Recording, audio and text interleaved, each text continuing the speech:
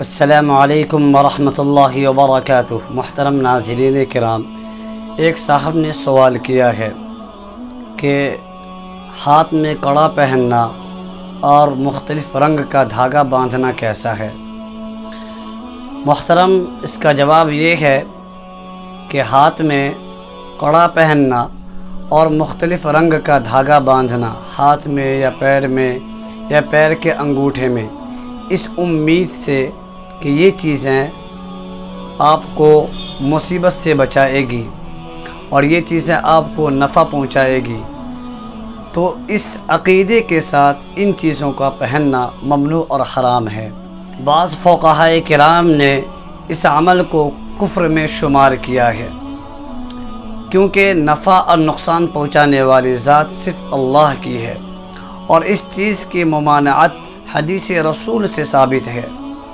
مسند احمد کی روایت ہے کہ نبی کریم صلی اللہ علیہ وسلم نے ایک آدمی کو دیکھا کہ وہ ہاتھ میں پیتل کا کڑا پہنا ہوا ہے، تو نبی علیہ السلام نے ارشاد فرمایا اس شخص سے، تجھ پر افسوس ہے، تو نے یہ کیا کر دیا؟ تو اس شخص نے کہا، یا رسول اللہ، میں نے یہ کڑا بیماری کی وجہ سے پہنا ہے۔ تو نبی علیہ السلام نے ارشاد فرمایا، اس سے تیری بیماری میں مزید اضافہ ہوگا، تو ابھی اسی وقت اس کڑے کو نکال کر باہر پھینک دے، اگر تو اس حالت میں مر گیا تو کبھی فلاح پانے والوں میں نہیں ہوگا۔ یعنی اگر تیری موت اس حالت میں آئی، اس عقیدے کے ساتھ تیری موت آئی کہ یہ کڑا تجھے مصیبت سے بچائے گا، تجھے نفع پہنچائے گا، تجھے تکلیفوں سے بچائے گا، اس عقیدے کے ساتھ تیری موت آ گئی اور اس عقیدے پر تو مر گیا تو کبھی فلاح پانے والوں میں نہیں ہوگا، یعنی تیرا ایمان سلامت نہیں رہے گا، تیری موت ایمان پر نہیں آئے گی۔ اس لیے مسلم نوجوانوں سے میری درخواست ہے کہ جو لوگ ہاتھ میں کڑا پہنتے ہیں، کالا دھاگا باندھتے ہیں یا مختلف رنگ کے دھاگا باندھتے ہیں، بیماری سے بچنے کی وجہ سے، مصیبتوں سے بچنے کی وجہ سے، وہ اس ویڈیو کو سن کر آج ہی، جیسے ہی آپ اس ویڈیو کو سنیں گے، فوراً اپنے ہاتھ سے کڑا کو نکال کر پھینک دیجئے، دھاگا کو کاٹ دیجئے، پیر کے دھاگے کو اب کاٹ دیجئے، انگوٹھے کے دھاگا کو کاٹ دیجئے، کیونکہ یہ عمل شرکیہ ہے۔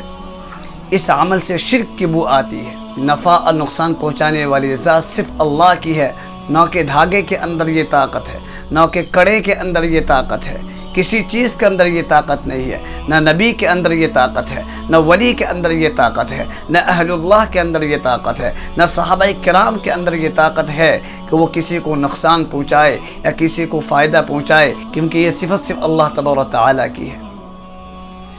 اور اگر یہ عمل فیشن یا دکھاوے کے طور پر ہو تب بھی یہ درست نہیں ہے، کیونکہ اس میں عورتوں اور غیر مسلموں کے ساتھ مشابہت پائی جاتی ہے۔ اس طرح ہاتھوں میں کڑا پہننا بعض غیر مسلموں کا مذہبی شعار ہے، اس لیے اس سے بچنا ضروری ہے۔ اور ایک حدیث میں نبی علیہ السلام نے اس مرد اور عورت پر لعنت فرمائی ہے جو ایک دوسروں کی مشابہت اختیار کرتے ہیں۔ مرد عورت کی کاپی کرتا ہے، عورت مرد کی کاپی کرتی ہے، عورت مردوں کی یہ کاپی کرتی ہے کہ وہ ہیئر اسٹائل مردوں کی طرح رکھتی ہے، لباس وضاقتہ مردوں کی طرح پہنتی ہے، اور مرد عورتوں کی یہ مشابہت اختیار کرتا ہے کہ عورتوں کی طرح وہ کان چھداتا ہے، ناک میں سوراخ کرتا ہے، ناک چھدواتا ہے، ہاتھوں میں دھاگا باندھتا ہے، کڑا پہنتا ہے، اس میں عورتوں کی مشابہت پائی جاتی ہے۔ رسول اللہ صلی اللہ علیہ وسلم نے ایسے مرد اور عورت پر لعنت فرمائی ہے۔ ایک حدیث میں ہمارے نبی نے ارشاد فرمایا، من تشبہ بقوم فہو منہم، جو بھی شخص کسی بھی قوم کی مشابہت اختیار کرے گا، قیامت کے دن اس کا حشر اسی کے ساتھ ہوگا۔ اگر آپ کسی قوم کی نشست و برخاست کی کاپی کرتے ہیں، اس کے کردار کی کاپی کرتے ہیں، اس کی صفات کی کاپی کرتے ہیں، تو آپ کی موت بھی اسی حالت میں آئے گی، اور قیامت کے دن اللہ تبارک و تعالیٰ مومن کے صف میں آپ کو کھڑا نہیں کرے گا، بلکہ اس صف میں آپ کو کھڑا کرے گا جن لوگوں کی اور جس قوم کی آپ مشابہت اختیار کرتے تھے۔ اللہ تبارک و تعالیٰ پورے امت مسلمہ کو اس طرح کی بدعات و خرافات سے بچنے کی توفیق عطا فرمائے۔ وآخر الدعوانا ان الحمد للہ رب العالمین۔ محمد عظمت اللہ ندوی، لکھنؤ سے۔